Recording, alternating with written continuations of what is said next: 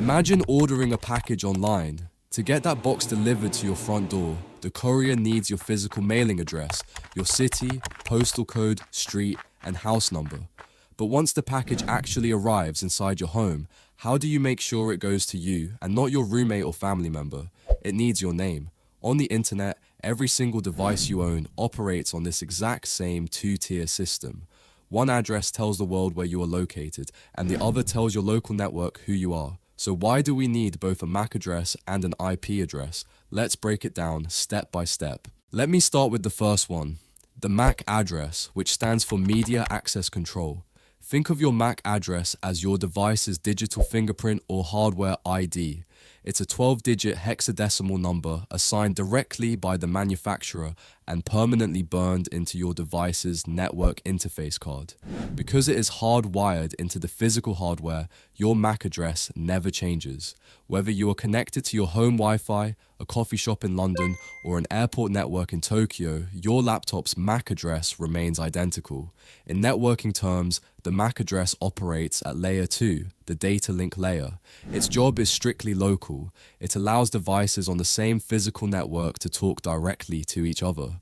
Your home router uses MAC addresses to distinguish your smartphone from your smart TV sitting right next to it. If the MAC address uniquely identifies your device out of billions on Earth, why can't we just use it for everything? Enter the IP address, or Internet Protocol address. If the MAC address is your device's permanent name, the IP address is its temporary mailing address. Operating at layer 3, the network layer, its sole job is to route traffic across the global internet. Unlike a MAC address, your IP address is not fixed. It changes depending on where you connect. When you are at home, your internet service provider assigns your network a specific IP address. When you walk down the street to a local cafe and connect to their Wi-Fi, your phone gets assigned a completely different IP address. Without IP addresses, internet routing would be completely impossible. Imagine if postmen had to memorize the names of all 8 billion people on Earth to deliver a letter, instead of just reading a street name and house number. Routing the global internet using only MAC addresses would be that same chaotic nightmare. So how do these two addresses actually work together when you load a web page? Think of sending data across the internet like taking a flight with multiple layovers. The IP address is your ultimate destination ticket.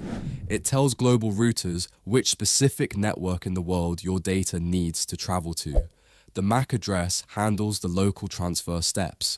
As your data hops from router to router across the globe, the IP address stays constant, but the MAC address changes at every single local jump to move data from one hardware interface to the next. Once the data packet finally reaches your home router, the router looks at the destination IP address and says, "Great, this reached my network, but which specific device in this house does it belong to?"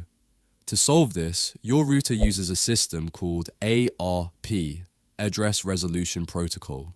ARP translates that global IP address into the specific local MAC address of your laptop.